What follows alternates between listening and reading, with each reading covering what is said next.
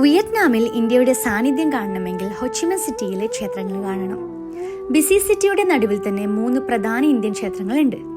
19-ാം നൂറ്റാണ്ടിൽ ഇന്ത്യൻ വ്യാപാരികൾ പണിത ഡിസ്ട്രിക്ട് 1-ലെ മാരിയമ്മൻ ക്ഷേത്രമാണ് ആദ്യത്തേത്. മാരിയമ്മനാണ് പ്രധാന പ്രതിഷ്ഠ.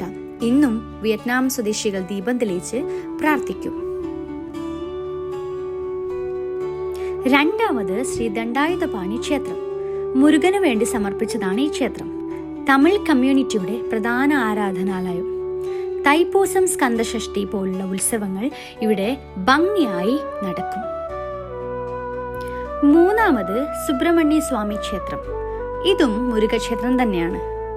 അകത്ത് കയറുമ്പോൾ ഇന്ത്യയിലെ ക്ഷേത്രം പോലെ തന്നെ ഫീല് കിട്ടും. അതുകൊണ്ട് എനിക്ക് ഏറ്റവും പ്രിയപ്പെട്ട അമ്പലം ഈ സുബ്രഹ്മണ്യ സ്വാമി ക്ഷേത്രം തന്നെയാണ്.